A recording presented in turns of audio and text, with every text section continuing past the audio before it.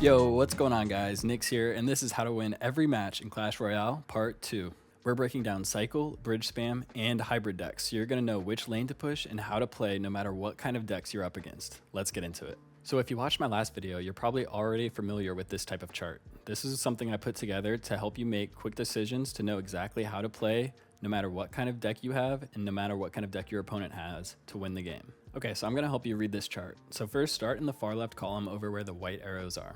These are going to be things that you need to be recognizing, like what kind of deck you have or what kind of deck your opponent has. And there are decisions that you need to be making as soon as possible, like which lane to push and what your playstyle should be. And this is going to vary depending on what kind of deck you have and what kind of deck your opponent has. So moving on from that, let's go over to the next column. So first, let's start with our deck. In this example, we're going to be using a cycle deck. So our win conditions might be something like a Hog Rider, but that's going to be followed by something like skeletons, spirits, stuff that's super cheap, and I'm able to cycle really quickly to get back to my Hog Rider and optimize my chip damage in the game.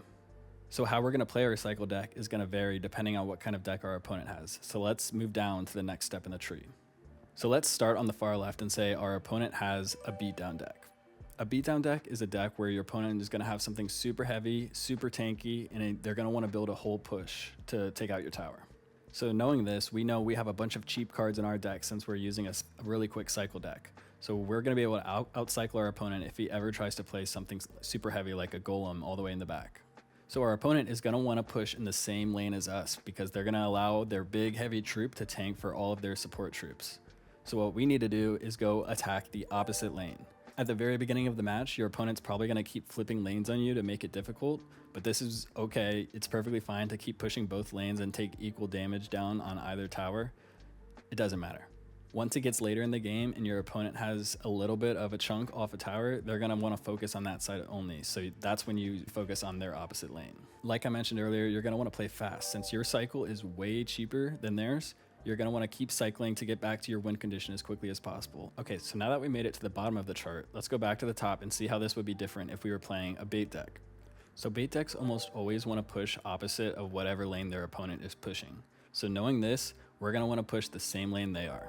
They're not going to be trying to build a big push like a beatdown deck would. They're not going to be playing slow. They're going to be playing super fast to get that quick chip damage. So knowing this, we're going to want to switch our playstyle to be very slow. We want to make maximum use of our elixir. We want to be super efficient and then turn our defenses into very strong counter pushes. And lastly, let's see what it would look like if we were going up against a control deck.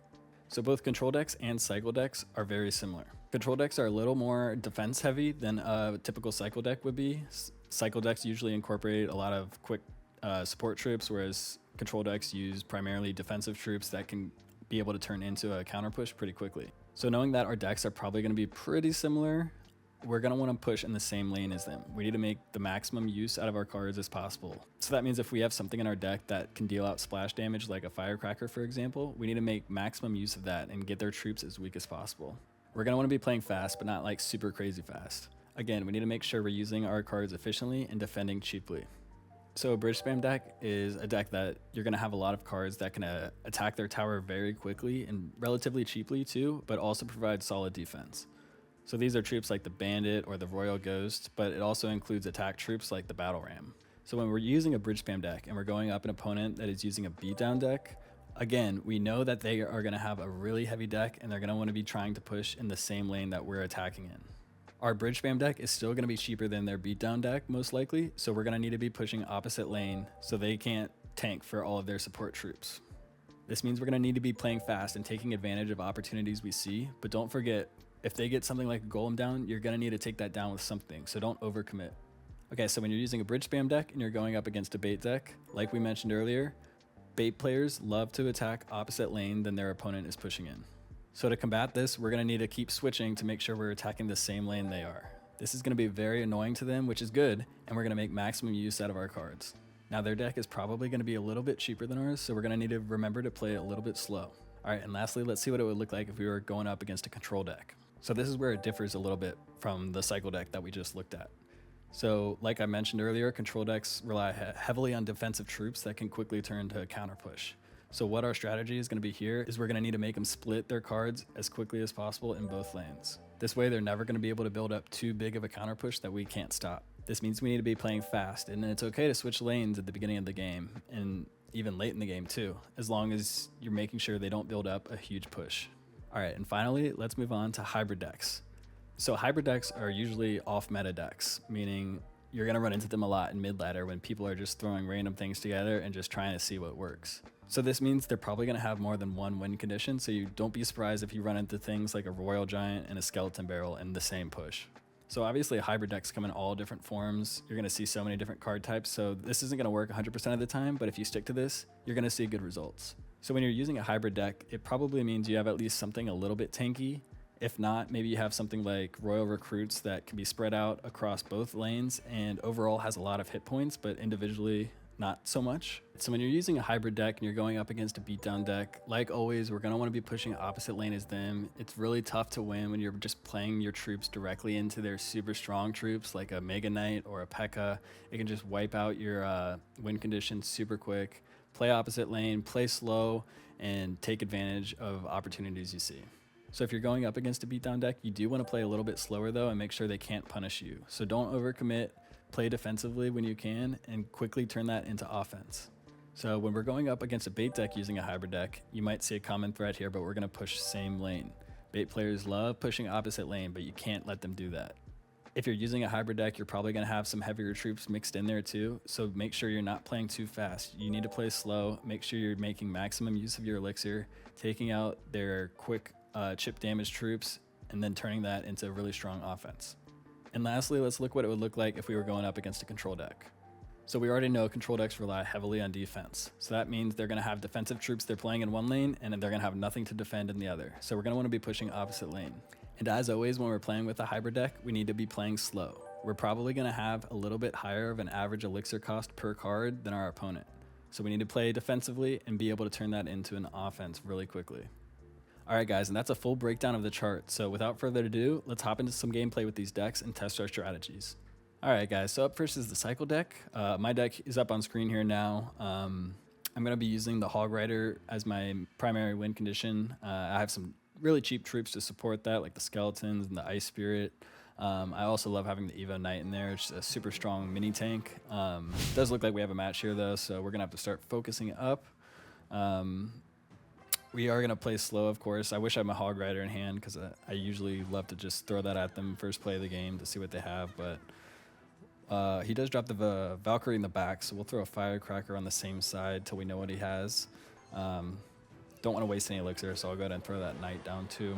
Okay, he does throw the Log Barrels. So the Goblin Barrel. So I know it's probably a log bait deck. So he also has the Urger Queen, which is going to be a little tricky, and he seems to be favoring my right side. So knowing he has a bait deck, I know I need to be pushing the same lane as him to make maximum use of my troops that I play. So, okay, I don't get that Ice Spirit down in time, so his Archer Queen does take a good solid chunk out of our tower, but we can turn this into a quick offensive push here. We do Earthquake in time. We are going to kill that Goblin Gang, and we're going to get some solid damage on that tower. So, decent lead to start this one. We're just going to need to keep playing same lane, play a little slow.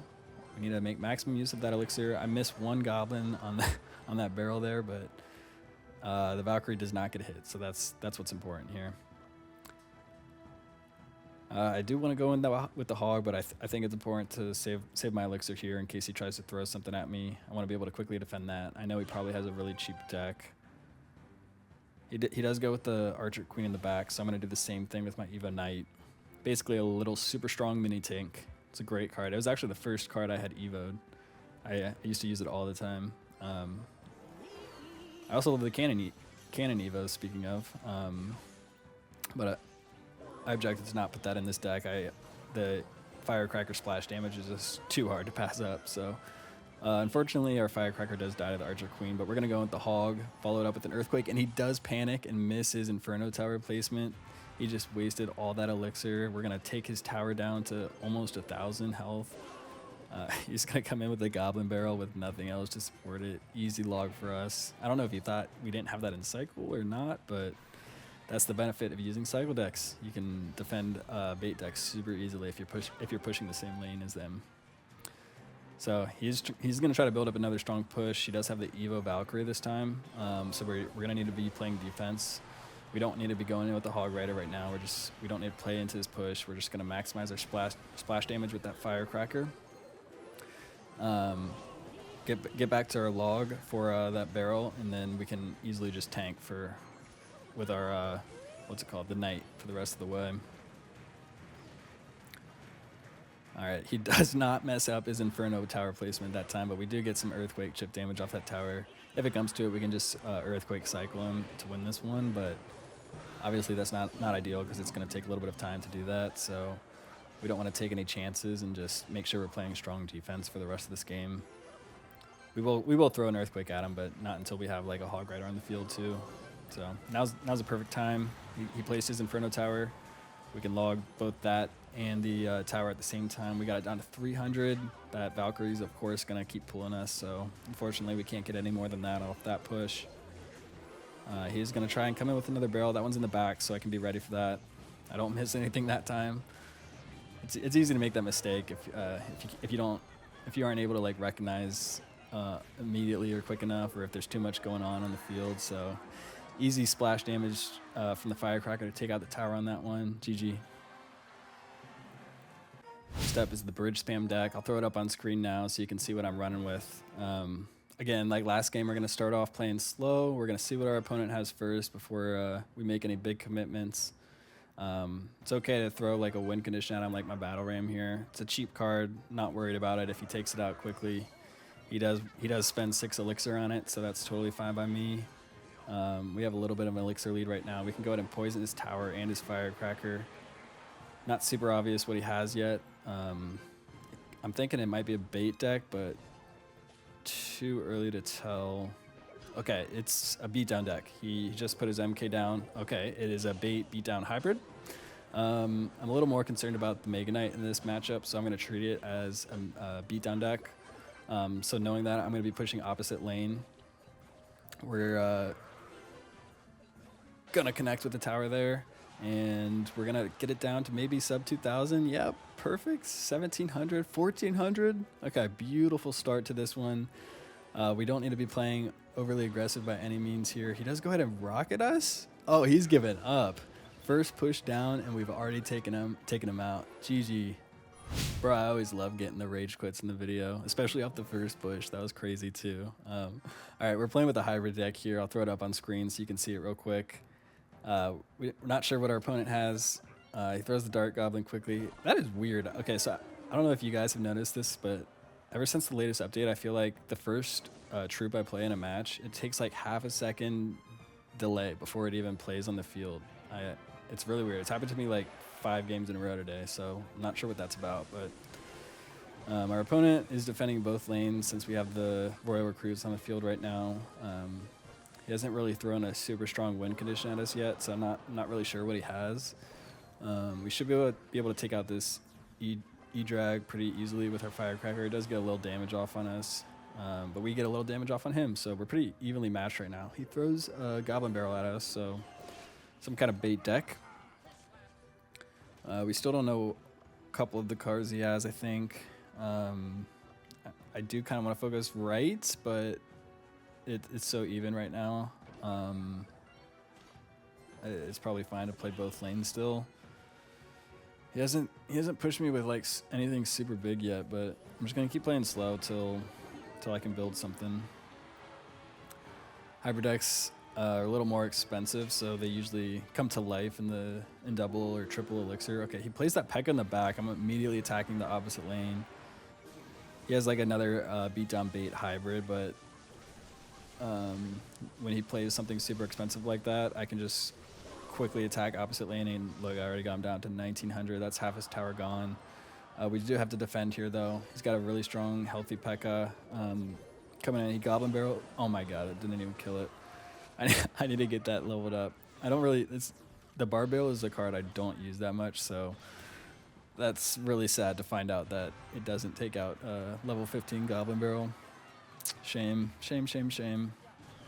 He's going to get his King activated here in double elixir, but we have a pretty healthy lead. I'm not overly concerned about that, especially since my win condition, the Royal Giant, can't be hit by his King Tower. So we're going to play that right now since he just dropped another P.E.K.K.A. He does go in with the E-Drag, so that's going to slow us down a bit, but we should get a couple hits off. Please get 2 hits. Thank you. Couldn't get the third, but it's totally fine. He's building a really strong push on this left side, so I need to be ready for that. We're gonna keep getting his tower on the right down, so I'm cool with that. I'll go ahead and bar barrel this, even though I know I can't kill it. It's gonna make the cleanup a little easier on my tower troops.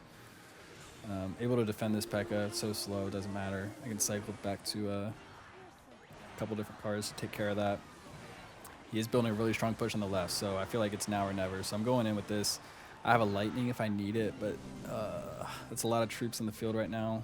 If he gets a hit, I should be able to lightning it. Yep. Bang!